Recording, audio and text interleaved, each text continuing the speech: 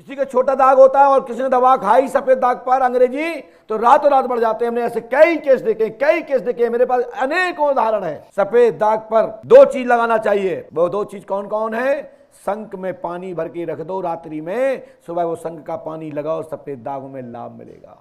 ये हम बता रहे हैं, आप लोग सुन रहे हो, पूरा नेट सर्च कर लेना। अब जो भी आएगा आज की तारीख के बाद आएगा। पहले गुरुशरण पंडोकर सरकार की तरफ से घोषणा रहेगी, उसके बाद दूसरे तारीख में दूसरे की मिलेगी, चाहे दुनिया का कोई भी बना रहे। हम रटन तो होता है या किसी की नकल फकल नहीं बोलते। और इसको मैं शास्त्र से पुराण से प्रमाण करूंगा कि शंख में जल भर के रख दो रात्रि में और सुबह वो जल उसको लगाएंगे, सफेद दाग ठीक हो जाए। दूसरा, हमारे यहां दूसरी पंक्ति है, उसके लिए मुकेश गुप्ता जी बताएंगे, वो हम माइक से नहीं बताएंगे।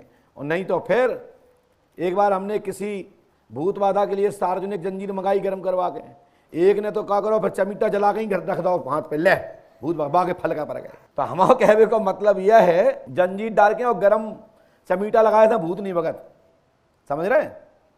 और ना हाथ की चुटकी दबाए से, ना जूड़ा खोले से। हमने 80% माता बहनों को देखी, भूत आए पहले बाद में, लेकिन पहले जूड़ा पहले खोला था। जूड़ा में भूत बंधे, ये किंवदंती चला दी लोगों ने। और जिन आदमी के जुड़ा ही नहीं, क्या खोला। हाँ, गांठ की परंपरा का एक रोक है, वो एक जगह मान्य है, मात्र जब बच्चा पेट में होता है और जब डिलीवरी का समय होता है तो कहते गांठ खोल दो, बच्चा का नला अटक जाएगा। एक लॉजिक है इसका, एक बहुत बड़ा महत्व है। पुरानी हमारी परंपरा में, आयुर्वेदिक पद्धति में इसका उदाहरण दिया गया है। अथर्ववेद के हवाले से मैं बोल रहा हूं, ठीक है ना। मात्र संतान जब होने वाली होती घर में, तब गांठें खुलवा दी जाती है। कोई उसारा है, कुछ भी है, तो उसको उतार करके विसर्जित करा दिया जाता है। गले में ताबीज है, गंडा है, उसको खुलवा दिया जाता है। नहीं तो उसका क्या होगा कि बच्चा की नाल अटक जाएगी, कई बार जान भी जा सकती है। इसका एक लॉजिकल एक व्यवस्था है। ये पुरानी ऋषि और संतों की शोध है। कहाँ से आए हो? दिल्ली से। क्या पूछना आ चाहते हो? ये सही नहीं रहती हैं मैडम जी। सही नहीं रहती? क्या हो गया आपको? अरे काफ़ी दिन से ये बीमार रहती हैं। बीमार रहती? कहाँ का दिखाया आपने अभी तक? कई जगह दिखलाया। कहाँ का दिखाया, मैं पूछना चाहता हूँ। मेहंदीपुर वाला जी, बागेश्वर धाम, जो भी जहाँ बताता गया हर जगह दिखला दे गए। क्या बताया मेहंदीपुर में? मेहंदीपुर में किसी ने देखा था, किया, फिर कुछ हुआ ही नहीं। दिल्ली में क्या बताया? दिल्ली में ये एक्सरे वगैरह कराओ, कुछ आता ही नहीं है। अन्य स्थान और कहीं और कहाँ का क्या क्या बताया? बागेश्वर धाम गए, नंबर ही नहीं आया। क्यों? वहाँ पर भीड़ ही ज़्यादा होती है। अच्छा, भीड़ ज़्यादा होती है, ठीक है। मेहंदीपुर में? मेहंदीपुर में भी वो हवन वगैरह कराया था बाबा लोगों से। वहाँ भीड़ नहीं होती मेहंदीपुर में? अरे भीड़ तो होती है, पैसे दिए थे उनको, पर कुछ काम ही नहीं हुआ। अभी तक किसी ने कुछ बताया ही नहीं? अभी कुछ नहीं बताया। माइक बताइए। मामा के यहाँ पे दिखाया। तो कहाँ पे?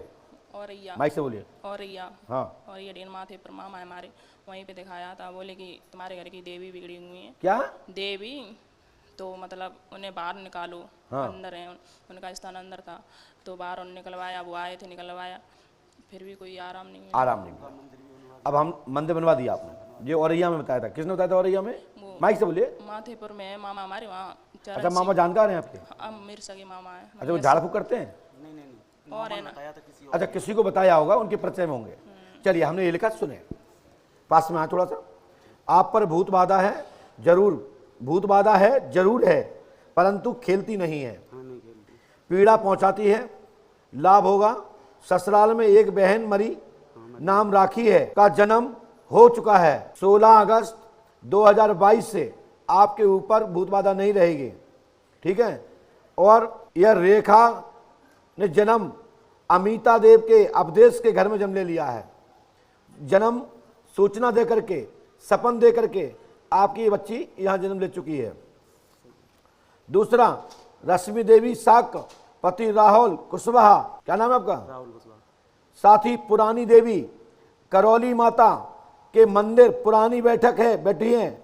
वह पहले अंदर थी, अब आपने द्वारे पे बैठा दी हैं, इसलिए वे उत्कीलन हो गई हैं, इसलिए आपको पीड़ा हो रही है। उनके द्वारा परेशानी नहीं थी, आपके घर में पांडवी का मसान और चौमकू काल का परेशान कर रही थी, इस कारण से दिक्कत थी, ना कि करौली माता की। करौली माता तो आपकी रक्षक हैं, भिक्षक नहीं है, और बड़ी देवी है। यह भूत बाधा वाली देवी नहीं है कि किसी को परेशान करे। तो बात सही है गुरुजी। और याद ध्यान रखो, मेरी बात सुनो, जिन्होंने बिठरवाए हैं उनको इसका EBCD का ज्ञान नहीं है। हमारे पढ़े लिखे लोग, प्राचीन लोग अपनी इज्जत को कहां बैठाते हैं बताइए? अपनी पत्नी को कहां बैठाते हैं?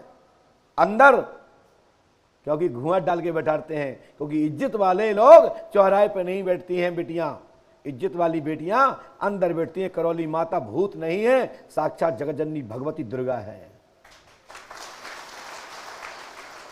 मेरी बात समझ रहे ना? करौली माता किसी को लगती नहीं है, करौली माता की एक्शड़ियां कृपा करती हैं। अभी इसके बारे में एबीसीडी नहीं जानते, आपके बेटा ऊपर पांडरी का मसान चौमकू काल का है, आज के बाद शरीर में पीड़ा नहीं होगी, जो मेरा आशीर्वाद है।